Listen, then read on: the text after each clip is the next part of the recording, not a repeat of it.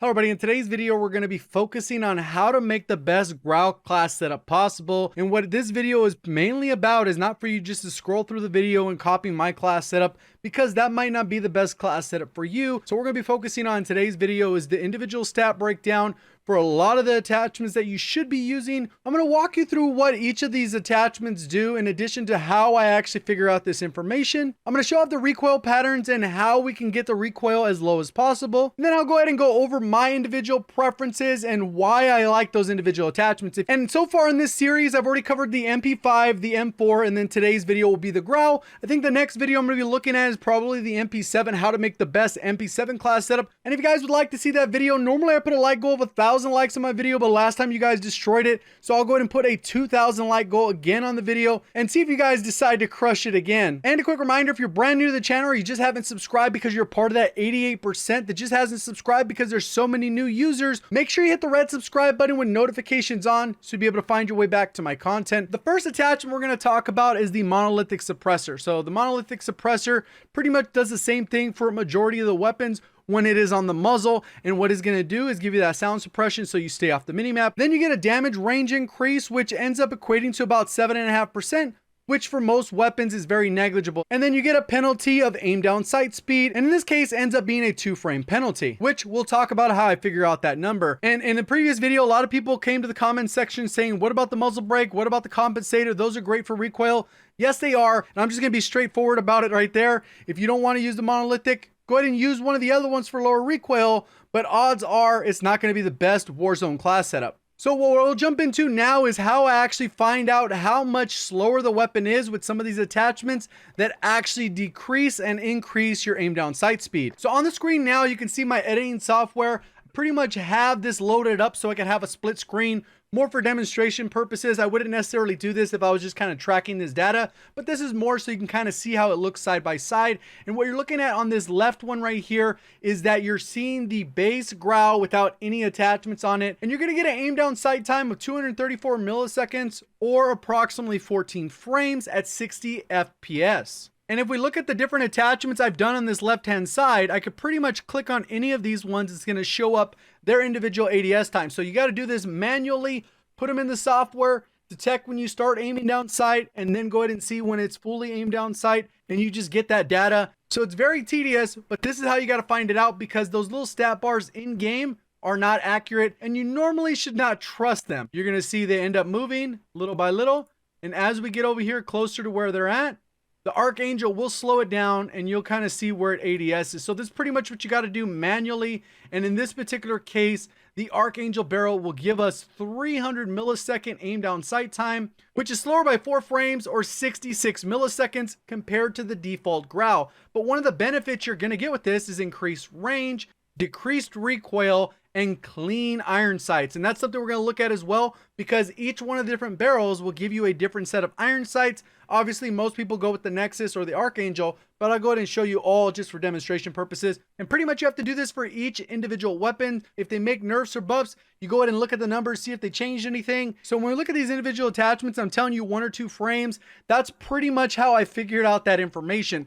So the first thing we're going to look at here is there's pretty much only 2 barrels that people go with, and that is going to be the Archangel and the Nexus. This Chen Mark II is also an okay one, probably for multiplayer, but generally you're going to go with the Archangel or the Nexus. So right here for the Nexus, I'm going to go through the various data. So right here it says damage range increase. You're going to get an increase of 40%, which ends up being pretty significant. That's why the barrel ends up being so popular. Bullet velocity, so your bullets connect a little bit faster, and then you do get recoil control, which we'll go ahead and look at the side-by-side recoil pattern and see how much that difference actually is. And on top of that, you get a penalty to your aim down sight speed of 2 frames or approximately 33 milliseconds. We look at the Archangel, we're pretty much getting all those same bonuses. In addition to that, we're going to get an extra 5%, so it's going to be a total of 45% increase. And then when we look at bullet velocity, it's just a little bit faster. Recoil control, supposed to be a little bit better. We'll go ahead and see that when we look at the individual recoil patterns. And then when it comes to aim down sight speed, you get double the penalty. So it's a 4-frame penalty or approximately 66 milliseconds. So we got the Commando foregrip, 0 aim down sight penalty, so that's a pretty good attachment there. We have the Merc foregrip, which has a 1 frame penalty in aim down sight speed, but it will help you with recoil control, which is vertical recoil, and then a little bit of the hip fire accuracy. It's a little bit tighter, and it doesn't expand quite as much when you fire the weapon, which is normally the case when you hip fire. It kind of just spreads out. It makes you a little bit less accurate the longer you fire the weapon. Next up is the Cronin Shark. This is kind of like the tactical foregrip. If you watch the other video, you know this is a waste of an attachment. You're pretty much getting no benefit. Obviously, on the stat bars, it's saying it's going to increase your accuracy and control, but at the end of the day, when you look at it side by side, it's not really benefiting much. It will help with the idle sway. It'll slow it down a little bit, but in reality, it's not helping with the true thing you're trying to solve for with an underbarrel, which is less recoil so you can hit more shots. It's only going to help when you aim. If you're holding that aim for a long time, it's just going to move a little bit less, which in reality doesn't really help all that much when you're actually in a gunfight. Next up is the Ranger, again a 1 frame penalty, and instead of that hipfire accuracy you're going to get with the Merc foregrip, you're getting a little bit of aiming stability, still with that recoil control. And then we have the Operator foregrip, which is going to be a 2 frame penalty, and this one ends up being a little bit slower, but it does have one focus, and that focus is to have reduced recoil, which you'll notice in the graph. Doesn't end up being a big difference, but it is a difference. And then when it comes to the attack laser, it's going to be 2 frames faster, but obviously you're going to have the penalty of having that light visible when you are aiming down sight. If you're in the hip fire, they're not going to see it. So that's why you're supposed to be able to aim down sight faster, because you're not supposed to be hard aiming all of the time. So it kind of depends on how you utilize the weapon. Ammunition. This one's actually a little bit weird. I decided to include these ones here. You're not going to aim down sight any slower. They aim down this side at the exact same speed. You obviously move a little bit slower, but at the end of the day, when you're playing Warzone, you got to use a 50 or 60 round mag unless you're just playing solos and trying to do some kind of crazy custom class. One thing you will notice on the stat bars a lot of people talk about is the overall recoil. You can see that there's actually increased recoil by running these attachments, which is kind of weird. We're going to go ahead and look at those recoil patterns to see if that is actually the case, or is this just more lies on the stat bars. Next attachment we'll take a look at is the XRK Void 2, and this one's a little bit like Stipple Grip. It's going to be 1 frame faster, but it says it also comes at the cost of more recoil, which again we're going to see at that recoil pattern. Next one up is the FTAC R89 rubber, and this one will actually help with your recoil control, and this one has no other penalty other than aiming stability, so you'll have a little bit more idle sway. Next attachment we'll take a look at is the no stock attachment. So this is going to help you with your movement. You're going to move around a little bit faster. You're going to aim down sight 2 frames faster, but at the penalty of having more recoil, and it is definitely more recoil. Here's all of the recoil patterns for those individual attachments. Decided to go full on, explore all those different various options and see what makes sense for you. And then obviously the full class setup that I decide using at the end ends up being these 2 different recoil patterns here. So first off, here's the base recoil. You can see it's fairly tight. It just goes up and a little bit to the right. Nothing significant though, and that's why it ends up being so popular. In addition to that, for this testing, I only fired 30 bullets. So even when I went with the 50 round mag and the 60 round mag, I fired half of the bullets before I ended up shooting into this metal surface. Commando foregrip, you can see it tightens it up significantly and it kind of pushes it together. So there's a little bit less side to side and a little bit less drift to the side as well.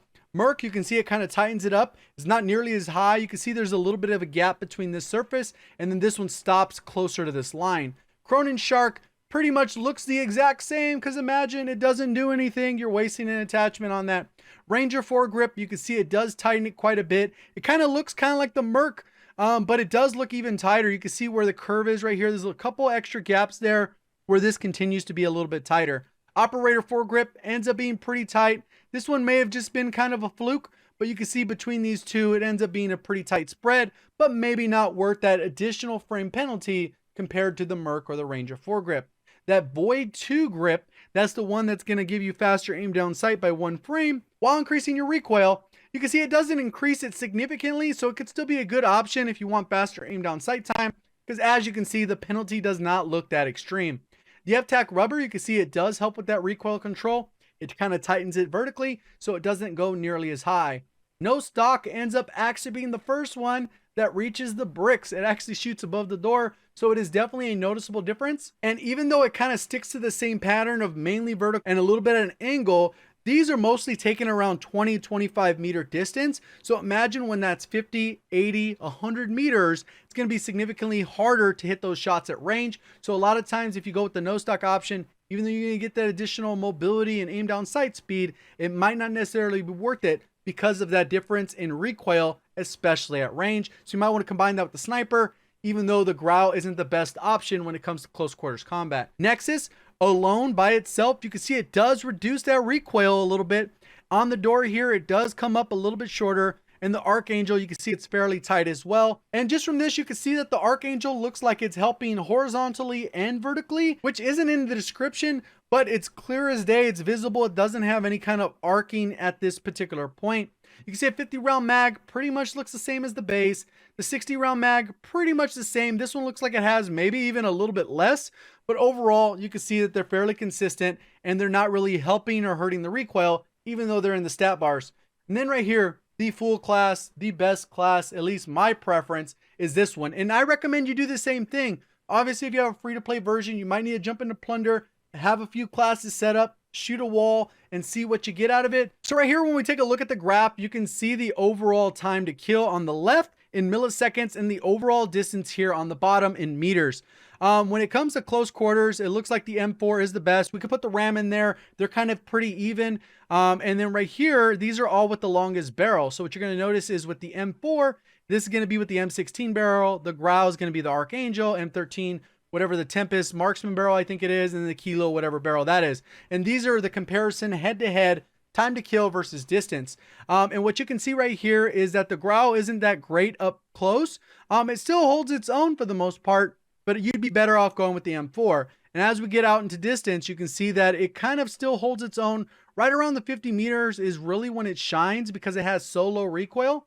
And then it really takes over. It's kind of even here with the Kilo. You see those red and the green line. And then right around 68 meters, it kind of takes over all the way up to about 82. And this is the part that makes the Grau so good, is because it pretty much stays in line here. And that means you have a consistent time to kill. So it's gonna be relatively consistent and feel like it always has the same shots to kill. Then obviously up close, you can get melted by an SMG. And that's why a lot of times I recommend pairing the Grau with a weapon like the MP5, which dominates within closer quarters. And just as a heads up, just if you wanted to see what the difference between the Nexus and the Archangel is, it ends up being like 2 meters, 3 meters at the most, at the furthest range on here. So earlier I mentioned I'd show off what all the different iron sights look like. And this is one of the biggest advantages with the Grau. With the base version, you got this little loop. You can see it opens up for the Mark II. The Archangel opens up and has the cleanest iron sights. It's basically a thin millimeter line on your screen, so it makes it really easy to hit your shots. You can see the Drifter has a little bit wider but still very clean, and then we got the Nexus, which is also very clean, but most people end up going with the Archangel and the Nexus for Warzone because of that 40 to 45% increase in your overall range. So I pretty much covered all the attachments that are important, and it's up to you guys to make the best class setup that fits your individual needs. So now I'll go over what I prefer within Warzone. Obviously, I'm going to go with the monolithic suppressor. I think every Warzone class setup should pretty much have that. Next up is going to be the barrel. Obviously, the Nexus is still going to get that advantage of the range, but I still go with the Archangel. I like the iron sights, even though I'm getting a little bit slower aim down sight time. One of the benefits of the Grau is it has a really fast aim down sight time. As we saw earlier, it's 234 milliseconds, so by default, it's actually 1 frame faster than the M4. So you can get penalized an extra frame here and still be okay competing against the M4, especially at range. Next up, I go with the Commando foregrip or the Ranger foregrip just because I like those recoil patterns. The Merc foregrip would be great for hip firing, but a lot of times I'm not going to use it in a hip fire situation. I'm going to use an MP5. So with that one, we'll go with the Commando foregrip. Ammunition, we can see a difference here. You get a little bit less mobility, but I'm going to be running around the map with my MP5, so I don't need as much mobility, but I do want to land enough shots. An additional 10 bullets is enough to take down another player. So I'm going to go with the 60 round mag. You could go with no stock so you get that faster aim down sight and mobility, but personally I don't think it's worth the penalty in terms of recoil. So I decided to go with the laser sight here since I'm primarily going to use it at range, and then when it gets close quarters, like I said, I'm going to use my MP5. You could go the Void 2. I would definitely experiment with it and see how it goes because it has a little bit faster aim down sight with the 1 frame, but the tac laser is going to be 2 frames faster. So in comparison, you're going to get an additional frame out of the tac laser, versus going with the Void 2 grip. So hopefully with the video, you guys have everything you need on how to make the best Grau class setup possible. If you did enjoy the video or found it helpful, please let me know by hitting that like button. And if you're brand new, looking to find your way back because you're part of that 88% that just hasn't yet subscribed or forgets to subscribe before clicking away, this is the time to do it. Make sure you are subscribed with notifications on so you'll be able to find your way back to the channel. We hit 200K on the channel. Appreciate all the support. You guys are awesome. Thank you for watching. And as always, have a great day.